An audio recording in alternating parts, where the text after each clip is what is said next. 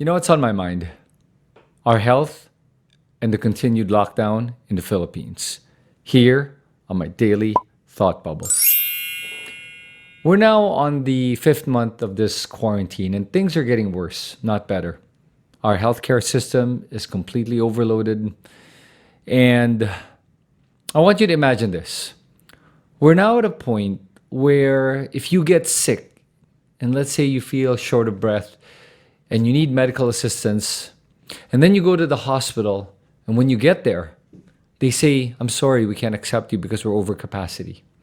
And then you go home hoping that you don't die.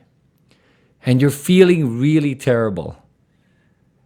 But there's nothing you can do and just ride it out and hope that you make it.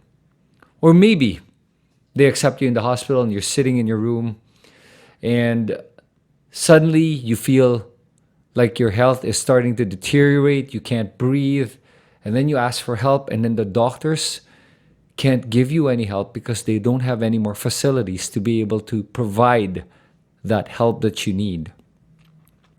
And they have to choose between you or another patient, who lives and who dies.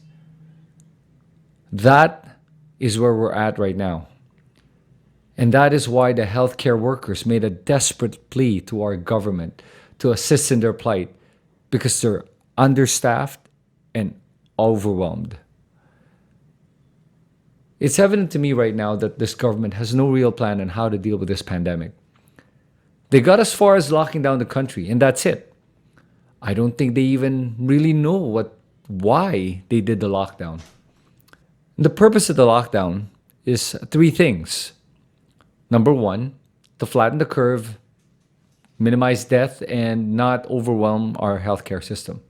Number two, conduct mass testing, provide effective contact tracing, proper quarantine protocols, and provide medical care.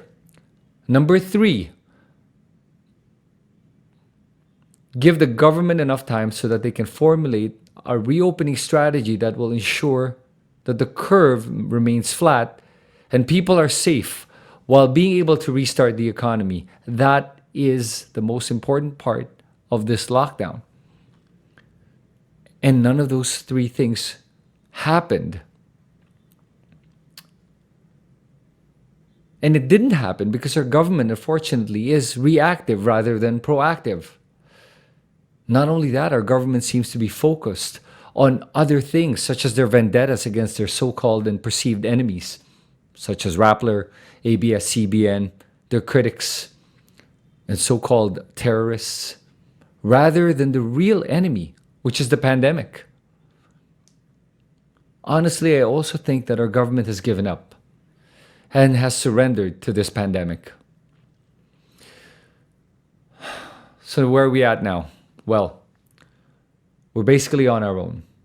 Therefore, each and every one of us has to be vigilant and responsible in light of this current situation. What can you do? Well, number one, wear a mask wherever you go. Don't trivialize it. It is for your safety and the safety of everyone you love. Minimize the use of cash and other transactions that are unnecessary. Disinfect often. Stay away from crowded places.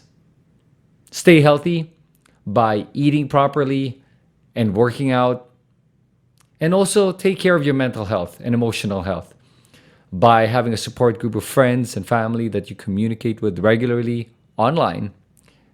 And lastly, I want you guys to all know that this is not going away anytime soon.